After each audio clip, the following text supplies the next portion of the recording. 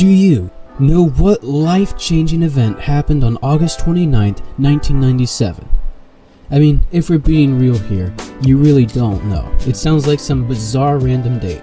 But how often do you know of something really important and never knew the date that it happened? For example, do you know what years Theodore Roosevelt was President of the United States? Heck, I'd bet money most of you didn't even know that one. You see, the very important thing that happened on August 29th, 1997 was the day the world's first movie streaming platform, Netflix, was launched. Not only was this date better known as Judgment Day and Terminator 2 for all you movie fans, this was also the day the world's first movie streaming platform launched. Think about that for a moment. Such a revolutionary, world-changing idea had a long way to go before one day over 190 countries would be streaming movies left and right. Soon after, many more companies such as iTunes, Amazon Prime, YouTube, Hulu, you name it, would be joining the realm of streaming movies. However, is it good to have the ability to watch hours and hours, enjoying content, movies, and more? Well, that to me sounds like a great time to get the popcorn or ice cream out and binge watch on some Netflix. Is it making our lives better or worse? Hello, and welcome to the Truth Savers channel, where I find truth with you. Cause yeah, I totally messed up my slogan. Where we find truth together. And sure, what you see today might not be the quality content that's out there, but I can tell you for sure that it is the information that you're looking for. Do you know why streaming movies is the worst thing that happened to us? Well, it's because the long-forgotten Blockbusters was overthrown by this horrific moment. You all know that we loved Blockbusters so very dearly, and now they're almost all gone. But if I'm being real here, Netflix is certainly a better alternative than walking or driving to get your movies you want to watch. Or is it? Currently, the average person in the United States will spend a reasonable 8 hours a week watching Netflix. And if you just look at all of television in general, which, would include any content watched like YouTube, the average adult will then watch 35 hours of television each week. Now, I'm not saying that you specifically spend that much time, but you could agree that most of us are bound to spend some time watching television to either pass time by or learn something new, like this very video that you're watching. By the time an American reaches the age of 65, they will have most likely spent more than 75,000 hours watching television. And when you add all that up, that's roughly 9 years of straight binge watching. Like, we're talking, you're not sleeping or eating in between, like you just sat in front of the screen 9 years and you're like, whoa, where did all that time go, man? But do you think that all this time spent is a good thing? Just imagine all the things you could have done with that time. Now, whether or not that time was actually lost per se is hard to tell. However, it's evident that a lot of time we can't get back was spent on not just Netflix, but on everything we choose to watch. Even our dearly beloved and forever remembered Blockbusters. Many countless times in my past, I often lost sleep just to watch that one more episode. And you'd think I'd learned my lesson after a few times of staying up to watch a video and then another one and another one. Especially after waking up some days past noon because I stayed up so late. But no, I did. I stayed up, but I asked myself, why did why did watching TV make me tired? You see, when the dark, starry night comes about, your body's supposed to produce melatonin to help you fall asleep with ease. However, this never happens due to many devices in our time that produce a blue hue that prevents melatonin from forming. Later on, you'll find yourself, just like I do, turning and tossing restlessly, wishing that you could get to sleep, of course.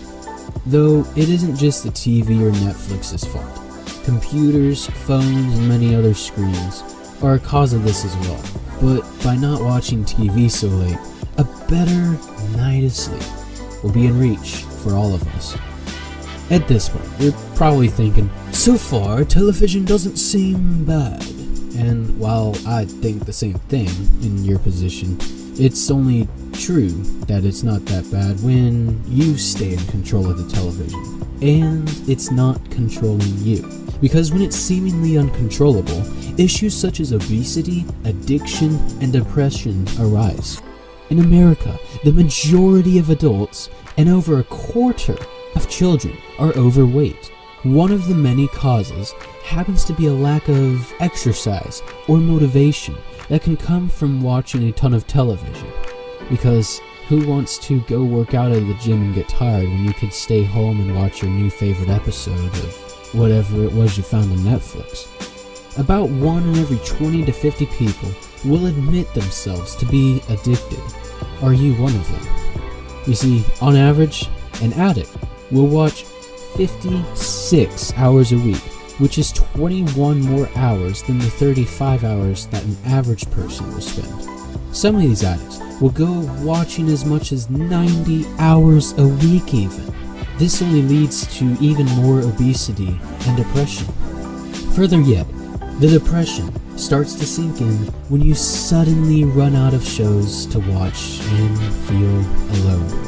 Friendships are lost because just last month, your binge watching became more important than spending time with someone else. A few people even choose to live alone because no relationship ever looked like the romance movies that they watched. Research by, because I don't. Research by the International Communication Association even concluded that feelings of loneliness and depression are linked to watching television. Just remember though, a lot of these things only happen when Just remember though, a lot of these things only happen when watching television gets out of hand. Even if it's a problem for those with a lack of control over television, this new way of watching movies has many good properties and benefits, when used with moderation, of course. Instead of welling up depression on the inside per se, it relieves stress for many people after a long day of work. This again is of course when you don't sit and binge watch like, sometimes I do. For those who need to get their mind off of things for a bit, it can also act as a great distractor. And lastly, since television is so widely used, it's a great tool to inform people to be aware of things or promote events. Or say, for example, I like to keep up with the weather and know what's going on with my favorite sports channel team.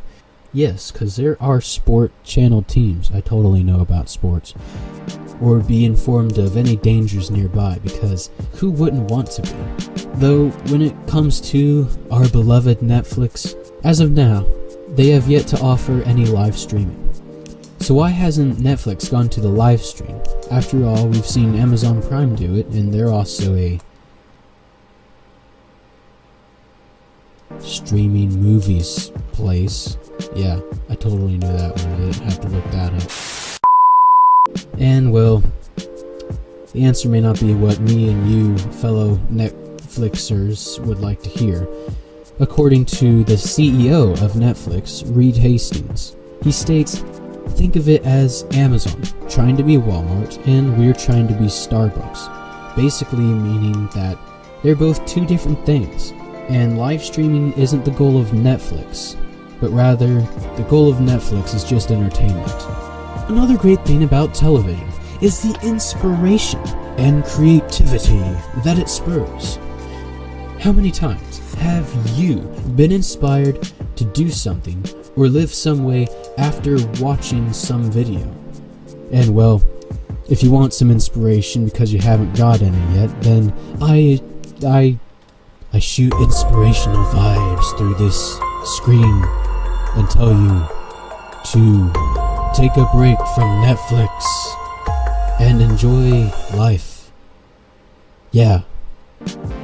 But other than that, sometimes Netflix is a great white noise to have in the background, and according to the study by the Journal of Consumer Research, having the sound in the background boosts creativity. Overall, Netflix and all other streaming movie options, but of course Netflix is the best one, are a great thing to enjoy, so long as you're not binge watching all the time late into the night, or letting it control you. Remember to go outside sometime, take a walk, and do some stuff with your life, and don't let the binge watching hold you back. Our lives have been bettered by this revolutionary realm of streaming movies. Well, except for blockbusters. They certainly didn't have their lives bettered. Basically, if you're controlling Netflix, it's a great tool with benefits. But if you let it control you, then life can become seemingly worse in a vast many ways. That is, unless all you ever wanted to do was watch television. Thanks for watching, and I hope that you enjoyed this video. If you leave a like, it lets me know that you appreciate the time that I put into these videos, cause believe me, it's a lot of time. Don't forget to subscribe if you learned something new, and if you want to learn more, press the notification button as well. If you're not subscribing, then, well, if you're not subscribing because you learned something new, then do it because I need subscribers. But why do I need subscribers? To help me get to a goal of 50 subscribers. And why 50, you say? It's because I want to launch an Instagram account for this very channel. But I need 50 subs to know that it will be worth my time to be able to keep this Instagram account thing up and running. You know what I mean. Thanks again, and I'll see you next time on the Truth Savers channel, where we discover truth together.